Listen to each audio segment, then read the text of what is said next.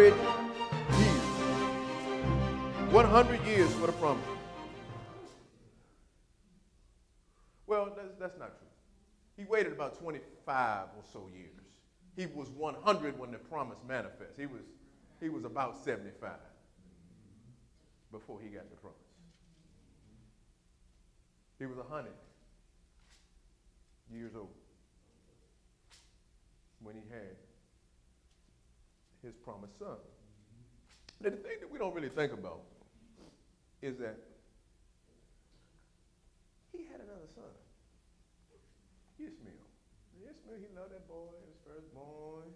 I think he had a thing for Hagar. I think he really cared about Hagar. So he had love, not just love for the son, he had love for that family unit. There's something about the whole thing with the first, especially when you're a little older, if you do it.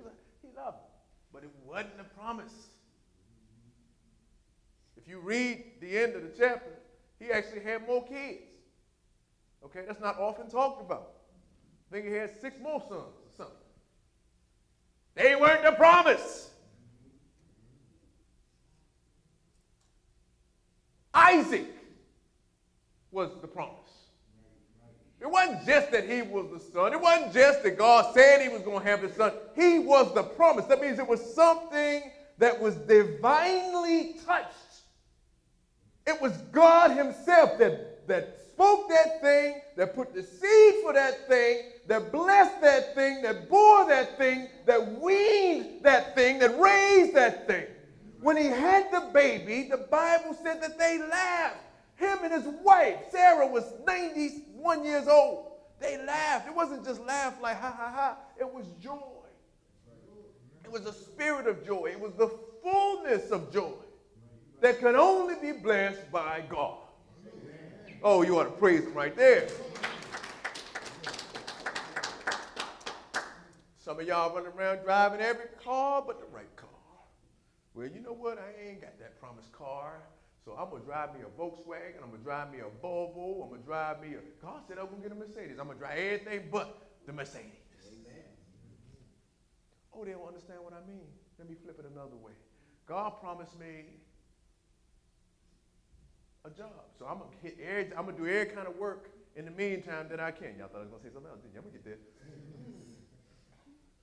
God promised me a husband. So somebody help Thomasina. She's going to fall out her chair laughing.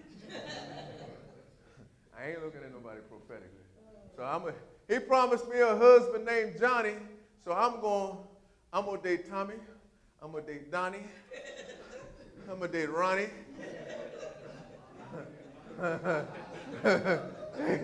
You understand? Huh?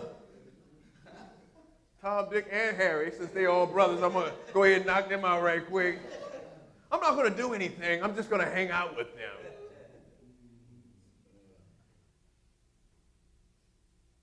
Somebody give her a tissue. She's back there crying.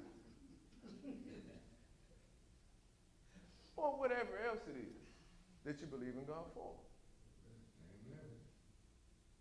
And I'm not preaching against the action. I'm more preaching against the mentality. Because I need you to understand, we need to understand that our mindset needs to be elevated. Okay? As we progressively believe God for more, we are ascending higher in the spirit. As we progressively believe God for more, we're getting closer to him. As we get closer to him, we adopt more of his miracle working nature on us. As we get more of his miracle working nature, our mindset must be transformed. As we're transformed, we learn to have more faith in God. It's no longer a burden to be waiting on God. It's a privilege because you know what he's doing. It's not so much that thing that you're waiting to manifest, although certainly that, but the amazement and the wonder at how he's keeping you throughout the process. And all the miracles he does around the process. And as he cleans you and transforms you from the inside out, to the point to even if you feel like you're doing the right thing now compared to what you thought was the right thing a year ago, you still feel compelled to want to go higher with less of you and more of him. Amen. In chapter 22 and verse 2 of the book of Genesis, the word reads, this was after Isaac was born.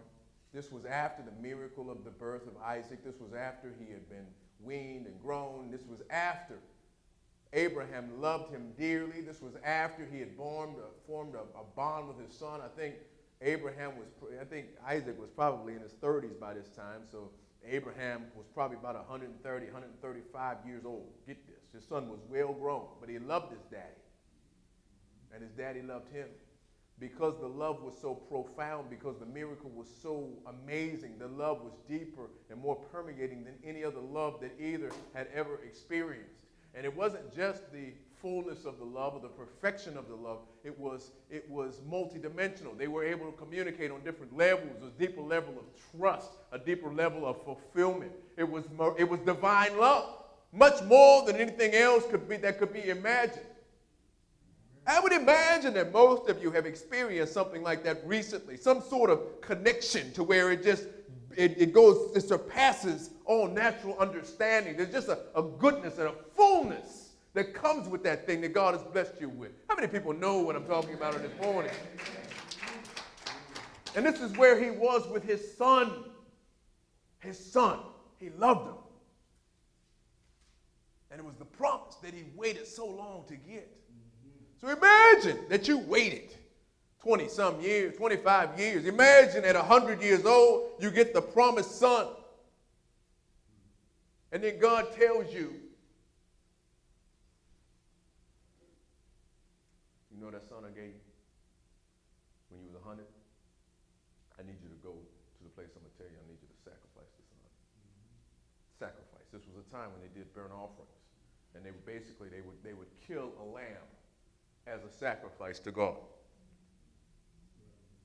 Kill a lamb and burn him, basically, a burnt offering. The innocent blood of the lamb was the atonement for the sins. It was something that was done on a daily basis. This was before Christ.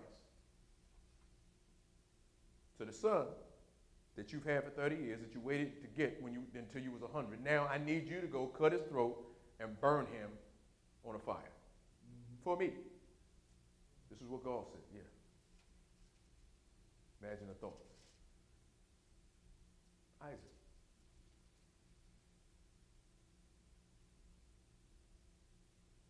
You wrestle with it because it's God. But then it's your son. You wrestle with it because, God, how can I do that? But then again, he was the one that blessed you with it. You wrestle with it because it's him. Was it really him? Well, he's going to confirm it so you know it's him. You wrestle with it because you want me to give this up and I waited so long. You wrestle with it because it doesn't make any natural sense to you. You try to rationalize it, but you know it's him. So it's you fighting against you as you're trying to follow the instructions of God. It doesn't make any natural sense. It's making you a little crazy, but you know it was him. Look at your neighbor and say, what's your Isaac? Look behind you and say, do you have an Isaac? Look at your other neighbor and say, I got an Isaac. You want me to do what, God? Okay, God, I trust you. See, Abraham been rolling with him so long. He's 130-some years old. He already knew it was God. He knew he had to do it. He didn't know what God was going to do, but he set out on the journey. A lot of times God will give you the time in between so you process that thing. You chew on that thing. I would imagine he was praying and talking to him all the way, worshiping him, getting in the place where he knew it was him, staying in the spirit, walking with his son. There were two other young men that went with them to the place God told them to go. They took wood for the burnt offering. They took everything they needed, the wood and the knife. They got to a certain place, and Abraham told the other two young men, y'all stay here. Me and Isaac, me and my son, we're going to go up a little further onto the mountain of God, and we're going to worship him. Y'all stay here. He realized as he was getting closer to the place that he didn't want anything to hinder the process that he had to do, because he realized that the other two young men might try to restrain him when he was going to cut the throat of the son that was his promise. In other words, he left everything that behind him that would hinder him carrying out his assignment. I'm talking to some of you right now because you will allow yourselves to be distracted. You will allow certain things to go along with you, knowing that it could be a distraction from doing what you're supposed to do because it's in opposition of what you really want to do. Some of y'all need to leave some of that baggage behind as you ascend higher onto the mountain of God. They went a little further.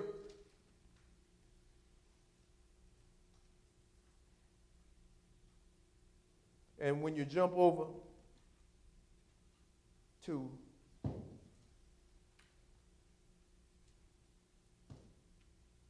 verse 7, they were walking and they had the wood. The Bible says he put the wood on his son Isaac. Isaac's carrying the wood, and he had the knife. And he said in verse 7, but Isaac spoke to Abraham, his father, and he said, my father. He spoke to his father, Daddy. He was a grown man, but he probably still called him Daddy. Daddy. Or Dad. You know, we got it, Pop. We got everything. We got the wood. We got the knife. I don't see no. We got everything but the lamb, Dad. Did you forget it? He loved his daddy. His daddy was a man of God. He knew he had divine wisdom, but he was reminding him. Maybe in his old age, maybe he forgot that we need a lamb for the sacrifice. I got this wood. I see you got the knife, but we see no lamb. We forgot the lamb. He said, no, son, no. The Lord will provide. Amen. Many of you in circumstances right now as you're walking it down, the thing that God promised you, the thing that God gave you, he gave you that house. And then you got to lose it by sacrifice because you believe in him? Huh? You want to foreclose it because of something you're doing he told you to do? It doesn't make any sense. He gave you that car. Now you might lose it. He gave you that job. He gave you that relationship. He gave you those kids. And he's telling you to do something that makes it look like you have to sacrifice that thing that he gave you and that you waited for. You earned that promise. You waited and you believed him and you fasted and you prayed. And you want me to kill it, God? You want me to walk that thing down as I watch it die? Yeah, that's very high.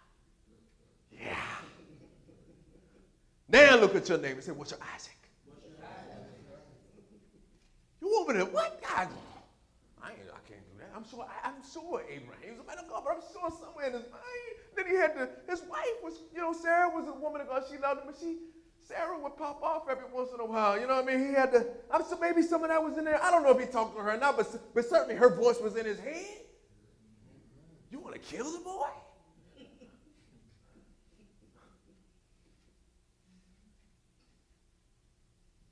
You notice he didn't take no women on that trip with him. Yeah, I know y'all wasn't going to say no amen right there. He left everything behind except for him and the promise.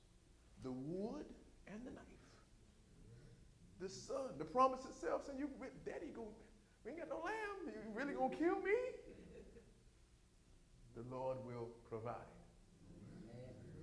So I'm saying to you, against you in your head, against you in your spirit, man, you in your head against God in your spirit, man, telling you to walk that thing out and trust him, even though it looks like it might be a sacrifice of that which you promised, even though it's the most craziest thing you ever seen in your life. It boggles your mind. You don't understand. You thought about it 17 different ways. Walk that thing down if God is telling you, and understand that the Lord will provide. How many people know what I'm talking about?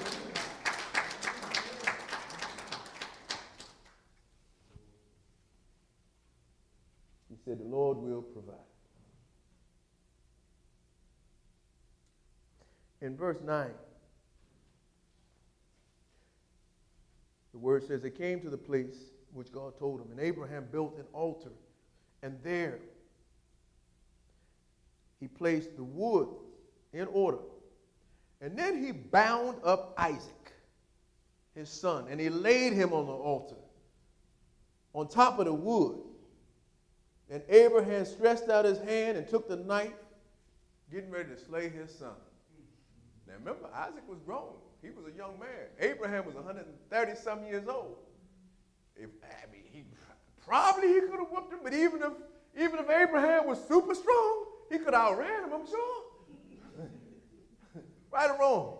I mean, sometimes you might get a hold of the wrong old man. You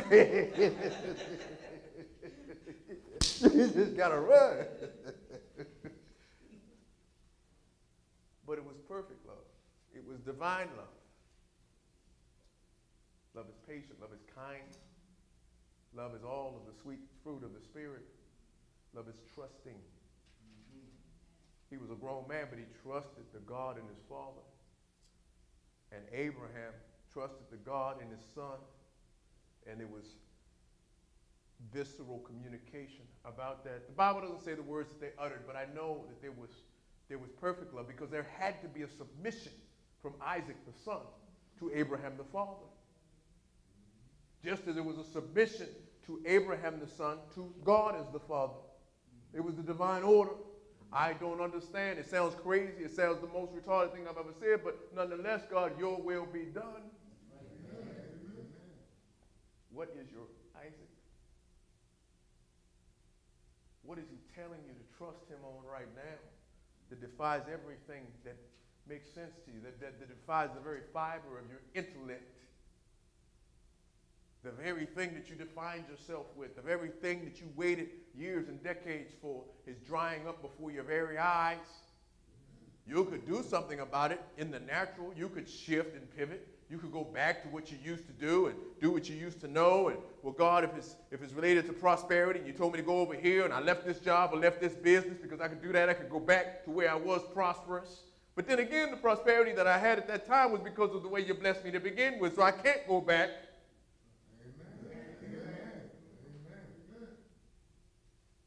Been waiting on a spouse, and God, I could go back because I remember when I used to go in the club and I put the tight dress on them, all of them was behind me then. I could go back and get some of that. At least some of them boys act like I could take one of them and fix them up real good. It'd be like that old Nova, but at least the engine would be good.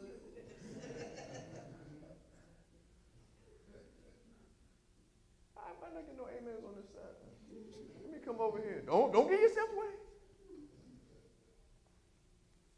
It might be even the way you view yourself. God told you you would be further along at this point, and you'd be doing some things. That's it. Your usefulness. That's it right there. Thank you, Jesus. Your purpose. Amen. Your purpose. Amen. Many of us have been in a holding pattern for a long time. Yeah, we living, yeah, you working, you get a paycheck, whatever. You eating, you dressing. Some of y'all smell good. But it's more about your fulfillment. Amen. I thought I'd be doing more. Amen. I thought I'd be happier. Not happy on the outside, because you're cool, but it's what you came for.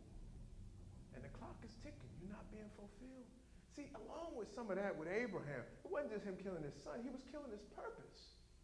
Remember, Isaac was the promised son, and through that seed, he was going to multiply more than the stars in the sky. So it wasn't just the fact that he loved the son, that he loved the promise, it was what the promise represented. What he didn't quite understand was that God is progressive. Y'all pay attention now. When I came in this thing, I said that the faith we stand on now is different than the faith we stood on 20 years ago when God gave you the promise. The understanding of God now is different than what it was when he told you what the outcome of the promise was. It's different. You have a different understanding. God's ways are not our ways. He thinks vastly and more multidimensionally than we can even fathom. So he had a promise. And the promise was manifest for Abraham through Isaac when Abraham was 100 years old. That's it. Game over. He should laugh, have joy, enjoy his son. But Isaac wasn't the promise.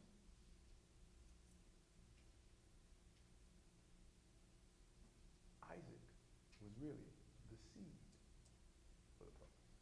Amen. Amen. Amen.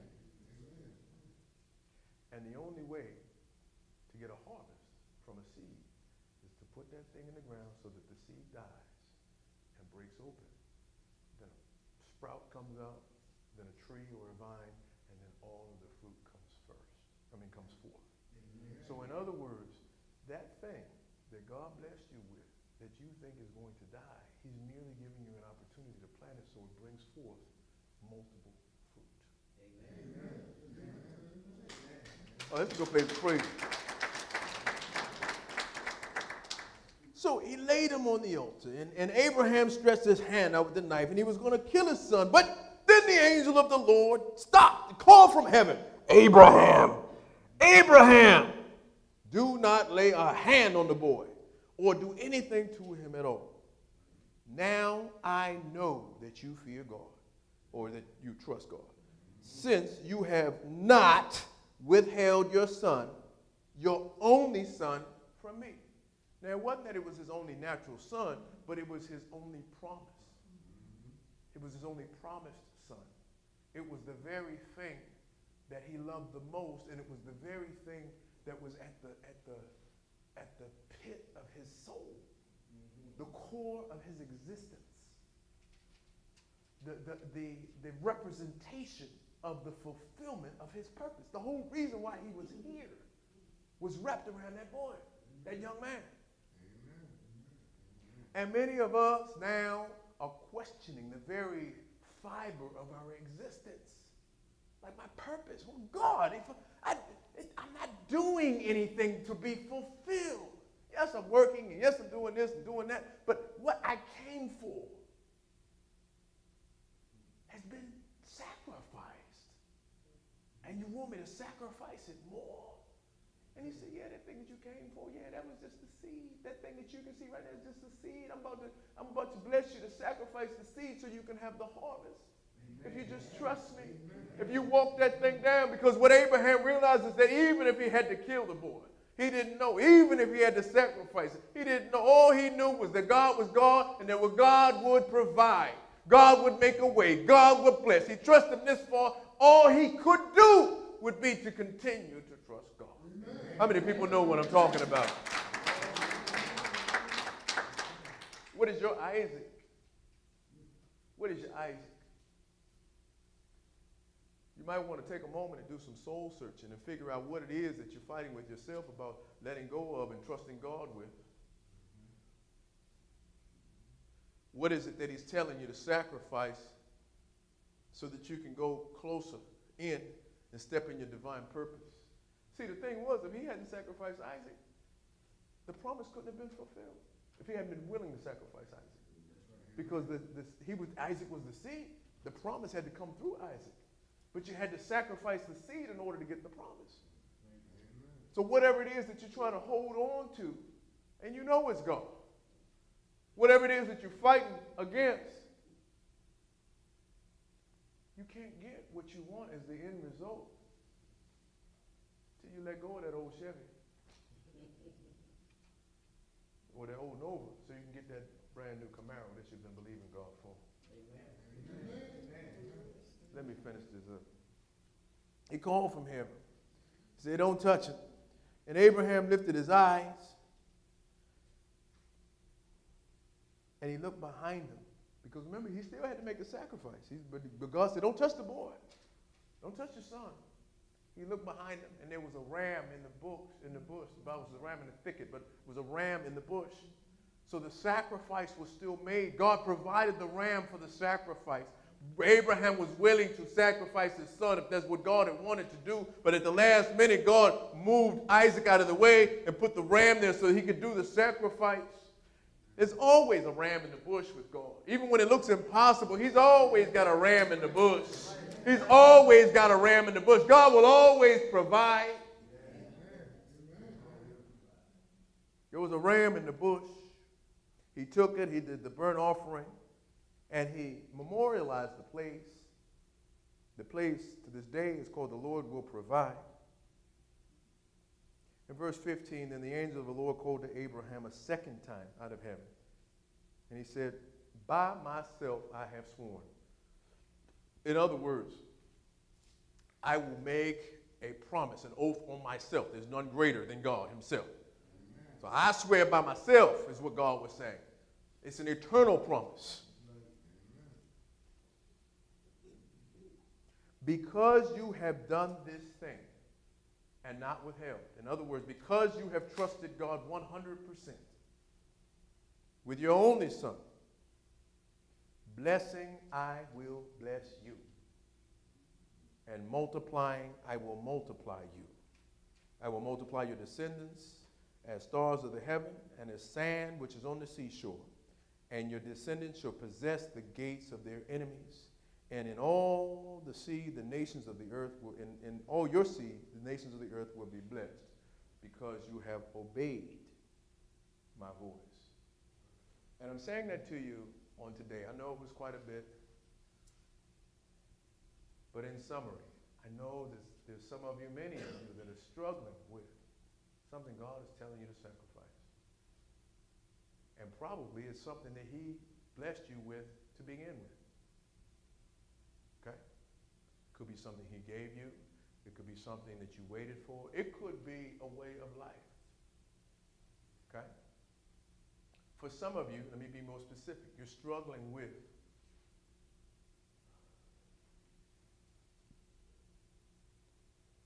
some things that used to come easy to you in your old way of thinking about things.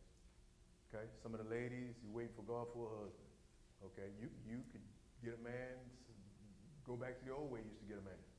Don't do it. I'm talking to 3 or 4 of you. Some of you waiting for him to bless financially, and he's telling you to wait. You could go back to what he told you to walk away from for whatever reason. Don't do it. Walk it down. Walk it through. Okay? You may be waiting on some things in the natural, some tangible things. House, car, job, business. You could use your own way of understanding, but you know it's him telling you to trust him. Trust him.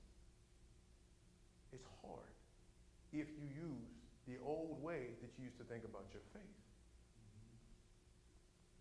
But if you use the way that he's blessed you with now, as far as your level of understanding in him, the clarity in hearing his voice, the tools that he's blessed you with, he can memorialize what it is that he's saying to you now. You talk to him throughout the day. You hear his voice. You can feel the presence of his spirit. The word comes alive to you now. Your faith is powerful. You know that if you pray early in the morning, he will hear you. There's so many tools. He'll give you a confirmation. He'll give you a confirmation 3 times a day if you want to. Okay? He blesses you to be a blessing to other people. He who refreshes others will continuously be refreshed. You understand more now. So the faith tragedy is not a tragedy at all. It's merely an opportunity to go to the next level of blessing. The thing that you thought was death and sacrifice is not really a sacrifice at all. It's merely an opportunity for you to see the thing you thought was the promise, the thing you thought was the pinnacle, is really the seed. It's ground zero to step into the harvest. It's ground zero to step into the perfect blessing. But not just a one-time blessing. This next blessing is so big and so powerful that it is eternal for you and everyone that comes behind you. And as a reward for hearing his voice, he's saying to you right now, just trust me. Hear my voice and just trust me. And when you see this thing pop off, blessing, I will bless you. And multiplying, I will multiply you. Amen.